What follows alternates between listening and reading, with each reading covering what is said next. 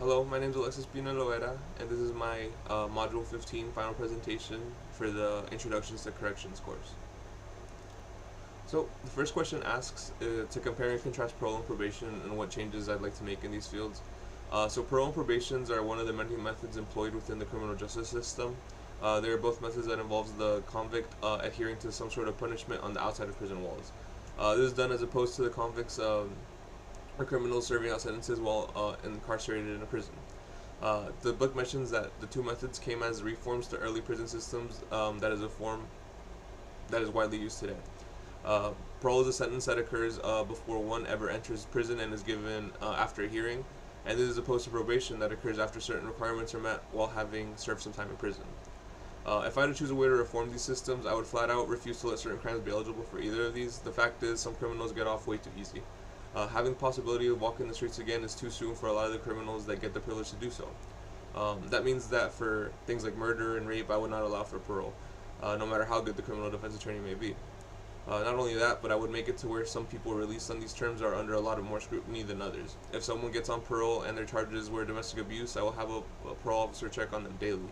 If someone gets out on such terms and their charges are simple possession, I think a weekly drug test would suffice. The fact is, people on parole and probation are still criminals. However, I would like the system to recognize that criminals that commit different severities of crime should be treated in different lights.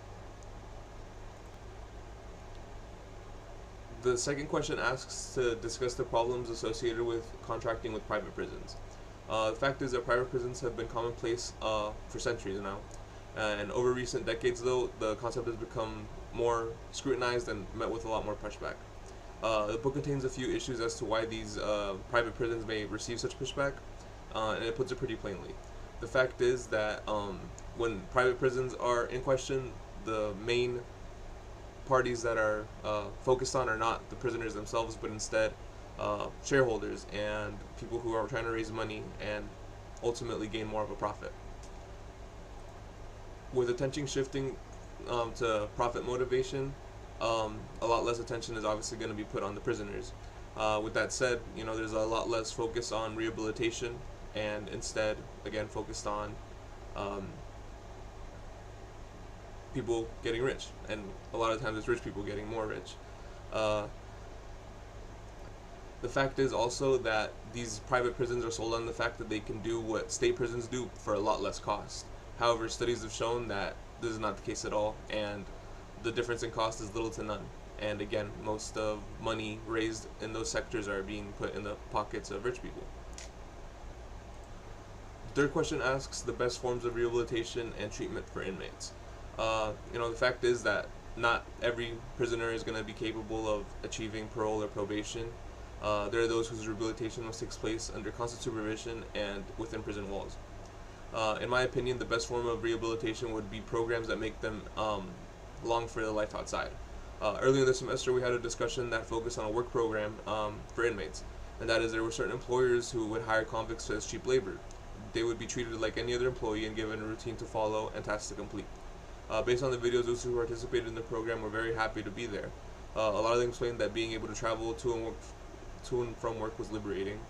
Not to mention that they can cultivate skills that would be useful in everyday society.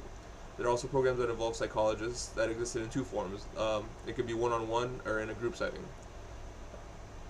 The common factor being that they are able to share their stories, perspectives, and feelings, and that can help inmates gain a better understanding of their own emotions and how to handle the negative ones in healthy and healing ways. The video that brings this to mind showed that inmates that previously dealt with addiction were more inspired and better equipped to tackle the addictions if they were addicted, or to handle violent emotions if they were in there for violent crimes. The key factor or the key takeaway should be that for these to be effective, it should be voluntary participation. That is, if someone's forced into it, it's going to be a lot less beneficial for them, as opposed if they want to get the help, and they'd be a lot more receptive of it in that case. The fourth question asks, why is the inmate classification process important, and what can happen if a strong classification process is not in place? As we see, uh, as is the case for all crimes, they can either be civil or criminal in nature. If a crime is civil, then they're not really subject to the correctional system, and if it's criminal, then that's when they get introduced to the correction system. If the perpetrator is deemed to be facing criminal charges, um, They can either be tried as a minor or an adult. That's when minors get sent to juvies, but of course this can depend on the severity of the crime. That is, if a crime is serious enough, they could be tried as adults regardless of their age. And even as an adult, there are different classifications, of course. Um, they could be as serious as receiving felony charges, or there could be not so serious of a charge and receive minimum custody classification. And that is, it's sort of punishment that's not nearly as involved as being incarcerated. If such a system to make these distinctions did not exist, the fact is that these criminals would release chaos. There would most likely be no separation of minors and adults, or men and women for that case. Like as mentioned early on in the textbook, that showed that early prison systems didn't have any separation at all. That is, murderers were put with people who were simple thieves. And without this classification system, more likely than not, people would be entered into jail based on simple availability. That is, some people may be, face a different sort of punishment that takes place outside of a prison, as opposed to making sure that bona fide violent criminals stay locked up. The fifth question asks, if you were the warden of a prison, would you offer technical skills programs? Why or why not? If so, what would you offer? The fact is that every inmate should be given the tools they need to realize that they committed something, or they did something wrong in order to land them where they are. That's one of the early stages of repenting. However, not everyone is capable or deserving.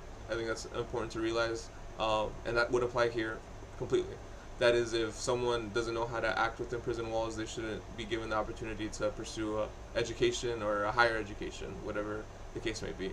However, assuming an adult inmate, I would want to push technical skills, specifically in areas like mechanics or HVAC, things that are going to be extremely applicable outside of prison walls that would allow them to be better suited citizens.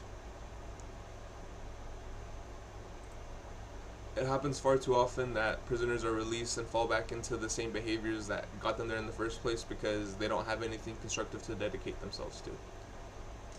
Yeah.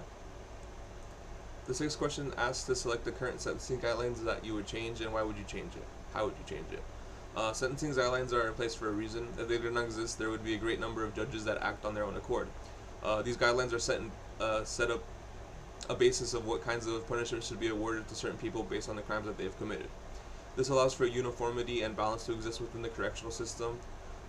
They're good to have in place as they set precedents and allow for there to be a basis on when deciding what kind of punishments to bestow on different criminals. The book talks about these, but one of them that struck my interest was inspired by the women's liberation movement. That is, that there was a guideline developed that made it to where women are less likely to receive favorable sentencing. This allows this guideline basically says that because women were fighting for more equal rights, that their punishments should reflect that. That is, that they were being more harshly punished simply based on their sex. And like anything, like all the laws that exist for labor, for example, discrimination on sex is illegal, and I don't think that should be an exception in the correction system. So women are punished enough living in the society, so I don't believe that this sort of guideline really reflects what we should stand for, especially within a correction system. The seventh question asks, describe the various community resources available to inmates. In your opinion, which is the most important and why? As mentioned repeatedly over the course, the concepts of rehabilitation is brought up. One of the main underlying goals of the correctional system is not to allow for criminals to fall back into the actions that landed them there in the first place. That act is known as recidivism. That can be presented by employing the help of community resources. It can be prevented. This includes programs that are developed by nonprofit organizations or other agencies that's goal is to benefit societies. There are many examples to this. Includes the aforementioned work programs, education programs, or the counseling sessions that I mentioned. But this also includes programs that put more of an emphasis on community. So earlier in the semester, we also saw a video that dealt with a rodeo, where the main form of entertainment were the inmates, and that kind of allowed for a lot of the inmates to feel more sense of community and be more inspired to do better. And that's that comes across not only in some of the interviews we saw of them talking, but when the warden was spoken to, um, addressing the backlash that he may have received, as some people thought it was cruel or unusual to have them be in a pen with a bull, but he rebutted it very greatly, and that is, he said that how can it be cruel if it's what do you call voluntary? So that is, they want to be there. They want to do something different. They want to change their ways and be part of a community. That sort of idea. Lastly, the eighth question asks, what are the major problems facing the correction field today, and what would you recommend to fix them? It is no secret that the U.S. correction system is not perfect. There are no shortage to the problems that they may face. Often one problem causes a domino effect and leads to a landslide of others. One of the major problems is the number of resources that state prisoners consume. A lot of the time, there are many institutions that are simply overcrowded. That is, some inmates cannot be properly accommodated, and this often comes from get tough on crime movements. That is, to get rid of the streets of criminals, but it often leads to incarcerations for charges that are a lot more minor in nature. Not only puts on a strain on the physical space of the jails, but the financial soundness of the state as well. The funds are being almost drained, and the inmates are not receiving the proper care or attention they need. This leads to another major problem that exists even in a prison that is not overcrowded. That is, violence in more ways than one. This can include the act of impaling prisoners or giving them a beating. However, it is not limited to that, as there is also widespread sexual battery. This is something that correctional officers fail to contain and monitor on a regular basis, so one can imagine the widespread nature of these actions once the correctional officers are spread thinner than usual. To correct this, I would say that cameras that are more intelligent need to be employed. The fact is that retail stores across the country have cameras that are able to detect the nature of actions being committed with tracking and artificial intelligence and whatnot. And with cameras like this, it can be simpler to identify threats as they occur before they occur. Of course, it does them it brings the question of their privacy and whatnot. However, in a bathroom, it may be a good idea to have officers constantly present, as to not impose on their privacy in that sense. But yeah, thank you. This has been my final presentation.